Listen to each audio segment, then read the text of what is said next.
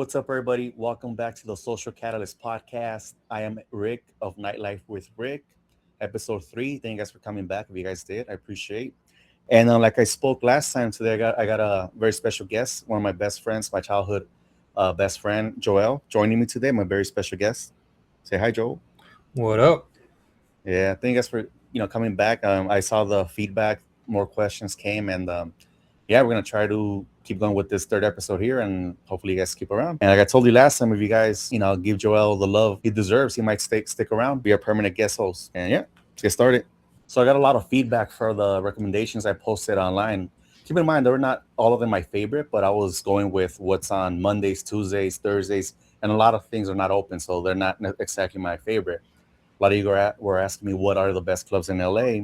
Maybe Joel could help me figure it out. But first, I'm gonna give you an example of what when you go online and you see all these lists. They tell you what the best clubs in LA are, or New York, wherever you go. And yeah, let's see what ChatGPT thinks.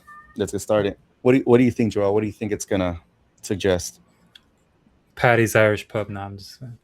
Uh, Nice. all right, I feel you, we'll man. cut I that. like Cut, that. cut that. No, I like that actually. All right, so let's see, Joel here. Can you guess the top 10 Los Angeles clubs according to ChatGPT? Let's get started. Joel, take some guess. La Cita. La Cita is number 7. Yeah, wow. Good. Yeah, whatever. Try again. Academy. Academy is number 2. Yeah, nice. Okay, keep going. Go for 10 for 10. Fuck. Exchange. Exchange is number 1. Number 1. All right, bro. Hey, did you read my list? No, Go man. on, go on. Let's see. All right, you got 3 so Uh, far. fuck. I don't know. Generalese. Nope, General Lease is not on there, but I do like General Lease. Try again, one more, and I'll just give you the list. Bar CDMX. No, it is not actually, and it should be. That's not a bad spot. Damn. I'll just give them to you, bro. We got Kiss Kiss Bang Bang at number 9. I never heard of that one. Have you? No, I never been to Nah. that one. No. We have Los I've Globos done that. at I number. have been there. All right, all right. Los Globos at number 8. Los Globos. That's surprising. You got Poppies at number 3. Poppy. You got the Avalon in Hollywood at number 4. At number 10 was No Vacancy. That's a good spot. I do enjoy that one. The Reserve at number 6. It's a good spot. So I used to be a bigger fan, but it's still there. Number 5, Warwick. It's a bougie club. It's there. And yeah, those are the top 10 clubs in LA according to ChatGPT. Now, let me tell you why this is wrong. ChatGPT is wrong as far as the best clubs in LA. I was going to debunk that for you, and let me tell you why. The reason for that is not that they're not exactly the best clubs in LA. Exchange is amazing.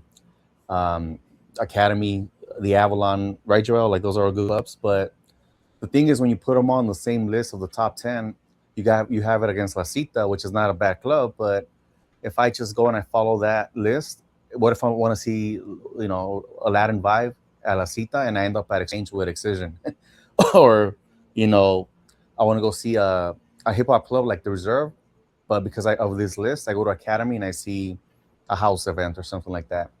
So that's why you got to follow me, follow my videos. DM me if you have questions for the clubs as far as what they really like, and I'll definitely point you in the right direction. I don't have to work with the clubs, so just send you the right way.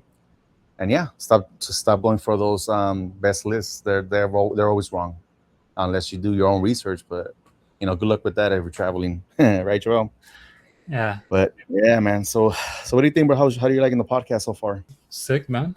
I don't exaggerate, bro. But yeah, man. So far, What's so good. Shit, gotta yeah? So start far so something. good, man.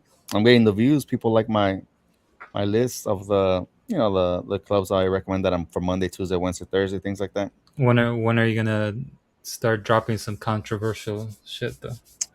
Shit, before I get canceled, maybe not, bro. I already got a guy on one of the Wednesday that I posted La Cita, ironically, which I spoke about them. He was like putting La Cita last diabolical, and I was like, bro, I was just honestly, I put them numbers to kind of separate them, but I didn't rank them. I just kind of just shot the shit. I mean, I know the clubs, but I didn't rank them, so to speak. So yeah, man. So you know what? You want controversy? I'll give you controversy, bro. It's just Well, ask me a question. What do you got? I wanna see what you got for me, and I'll see what if I know as a promoter when I was promoting. I'll kind of answer for you to the best of my ability.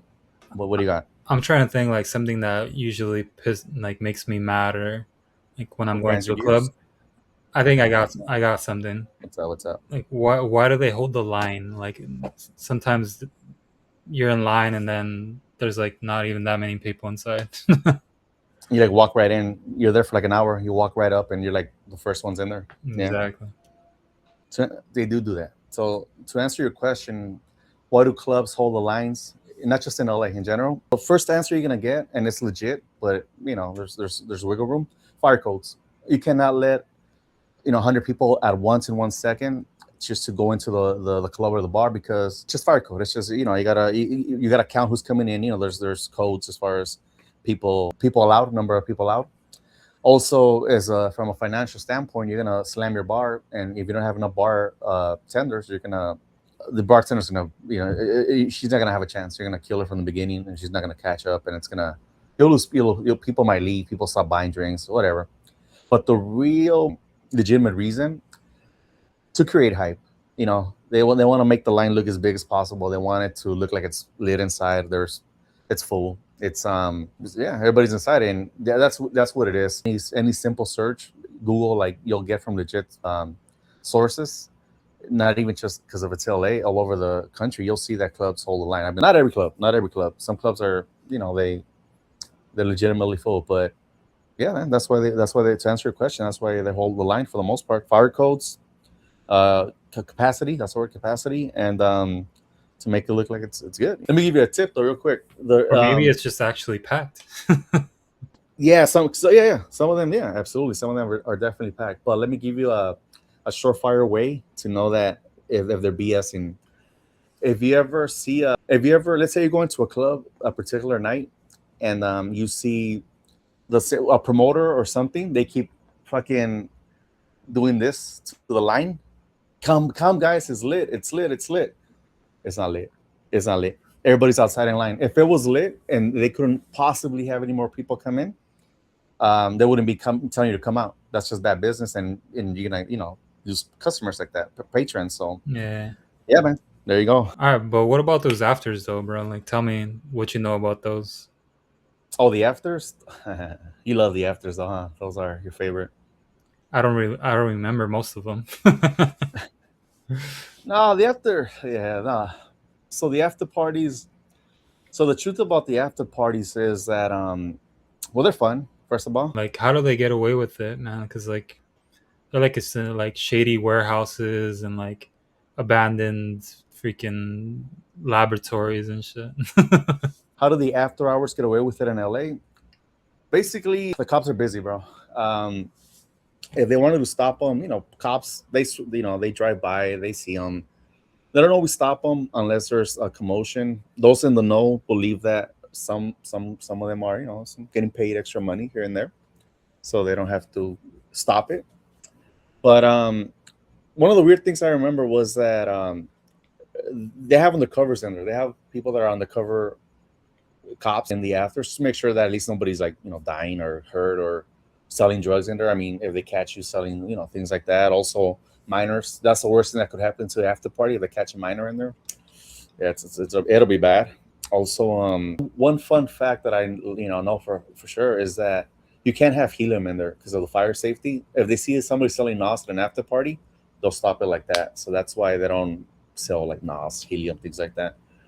But yeah, man. Otherwise, they get raided once in a while, like the one time that we went. But yeah, it's cops just look the other way. They have different things to do, or they're taken care of otherwise. I remember when they were all the after parties, bro. They were like ratting at each other, bro. They were all ratting on each other. They kept getting raided. They were at least that was a rumor. I remember they were all attacking each other, like not by name, but they would be like, the community, you're hurting the community, things like that, which they were. They don't just be ratting, hating on people, but they were all doing it to each other. It was just a crazy thing. That was the only time I remember every after hours was getting raided in LA. Like, yeah, man, that's that's the only time when it was kind of really illegal to be, doing an after hours. I remember the big one, they event, they went hiatus for like like 3 weeks. They were gonna be gone for months, but came right back. But it looks like they made up. It's been good stuff, man. They've been good since then. But yeah, man. All right, Rick. So I'm sure the people want to know, like, tell us about yourself. Like, how did you start promoting? Like, what got you into it? So basically, I started. I mean, first of all, I was clubbing for years since I was like, well, 18, but like partying since 15, 16, whatever. I started promoting when I went to Cal State Long Beach. There was a big bar club scene in the area, and it just came very natural. I was already working, partying for free. It was an easy transition to just kind of party, get paid to party, fun. Some of the best times that I was doing that right before COVID too. Like that was kind of when I started. But this is why I'm the only honest promoter in Los Angeles. So yeah, bro. When I was promoting, I used to promote at a top 40 club, and they would go to like top 40 Latin hip hop, everything mixed. But then on certain days it was all Latin, and I was always an honest promoter where people would come to me like, "Hey, I'm looking for like a house event or something like that, a house club." Your place looks good. Can I go? I would tell them, listen, bro, that's a Latin spot. You're not gonna you're not gonna get no house there, for instance. And they would like be thankful, like, oh, thank you, bro. Like, I appreciate you being honest, because everybody would just they'll pay me, they'll tell me it's lit, and I get in there and it's not what I like. And I've seen it. People walk right out, and I always felt bad. Like, yeah, maybe the first few clients I was like, yeah, you get in there, yeah, $20. You still walk right out, bro. That never felt right. Like, it's kind of that's how you keep your you don't keep your patrons happy. You want them to keep coming back. You want them to you make friends, connections. You're not gonna be for $3 4 you get off a customer coming in at a club. You're not gonna lose a potential connection. That's the way I see it though. But not everybody sees it like that though. Don't trust your club promoter. Don't trust the club promoters that they're hitting you up to go to their event, because let me be honest, you got to remember the club promoter. He'll bring the devil through the door, bro. If it's gonna put money in his pocket, because he wants to make his money. But like I said previously, I rather just be honest, and then a lot of them would think just because thank you, saving them 20 30 bucks from the cover. That it was better to be honest than just losing customers because you're letting them astray. Damn, isn't that shitty though, bro? And you gotta remember, bro, some people that's their livelihood. Like when I was promoting, bro, I was doing it for fun. Like even now, when I team up with a club here and there, you get a little cash, but some people this was their job, so they would just tell the people that they didn't care who they brought in as long as they got paid. Like, bro, there were some shady guys in there though. There was you ever heard of what fishing is?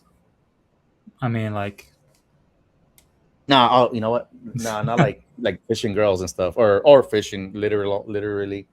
No, so fishing and the promoting club culture is when a promoter steals patrons that are already coming to the club. Let me explain.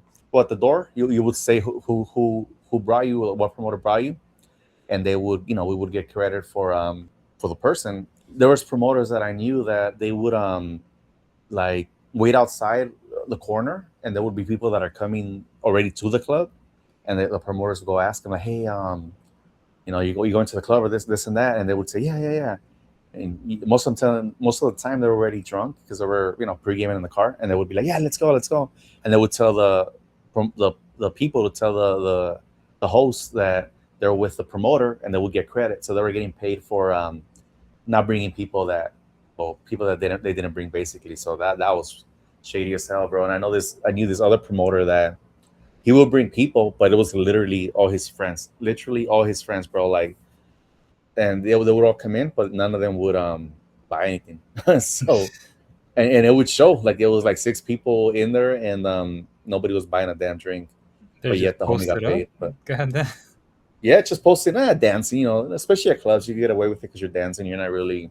Yeah, man, people would be just standing around dancing, or dancing, because when you're dancing, bro, without a drink, it's not as obvious as if you were just at a bar, just not drinking, standing around. So yeah, it's a little shady, but it is what it is. He didn't last long. The homie caught on after the main boss kicked him out after. But yeah, man, that's fishing. Definitely a little shady, but it is what it is. It's club culture, promoter culture.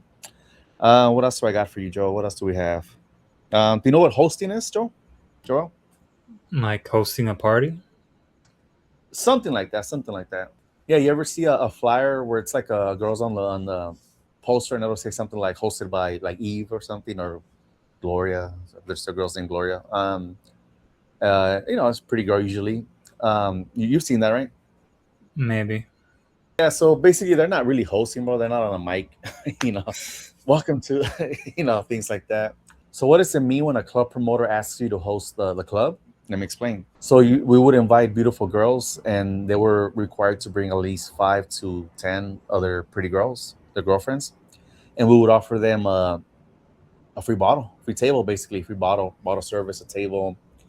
They would get on a flyer. A lot of times it was for the birthday, but other times it was just because they like clubbing a lot and you make connections like that. And they would come in, bring in their girls, and get free bottle service and stuff like that. So yeah, ladies, if your promoter's asking you to come to the club or things like that, make sure you at least get something, get a free drink, get free bottle, free entrance. They're gonna let you in free mostly for the most part, anyways. But try to get bottle service, try to get paid for your time. Remember, if something's free, you're usually the product. So it's just kind of how it is. That's what hosting a club in LA means. So basically, yeah, just make sure you get something out of it. Get some free drinks for you and your ladies. Oh, but speaking of hosting though, girls, if you say you're gonna bring a certain amount of girls like to a club to get a free drink, do it. Meaning, don't show up with 2 or 3 girlfriends and they say they all bailed, because you'd be surprised how many girls would say, "Oh yeah, I'm gonna bring 20 girls. We're gonna turn up," and then they only bring like 2 or 3 friends, and it's like, bro, we're not gonna give you a free bottle for 3 girls. Like, it doesn't work like that. So please make sure that you're gonna if you're gonna commit, make sure you're gonna bring the girls you promised. Don't make the promoter look bad. Don't make yourself look bad. Don't lose connections. And speaking of shady, I knew shady promoters that would walk around and then get like a bunch of different girls together. So then you would see like a bunch of different groups of girls in one table just because they wanted that free table. So, but yeah, bro, I guess I think we did enough for this third episode, bro. Like, yeah, so much fun with a co guest host. So hopefully you say you'll join me back next week, right? If the price is right. No, I'm just kidding. Yeah, bro, for sure next week. Do you have fun? That was cool, right?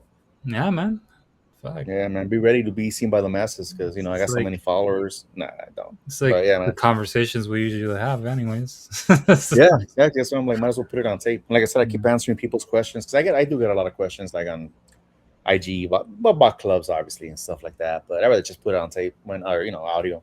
Have fun with it. But signing off from me, Rick of Nightlife with Rick, and my special guest host Joel. Thank you, man. Don't forget to follow Social Catalyst and Nightlife with Rick, IG, TikTok, all that. Yeah. See you next week for episode 4.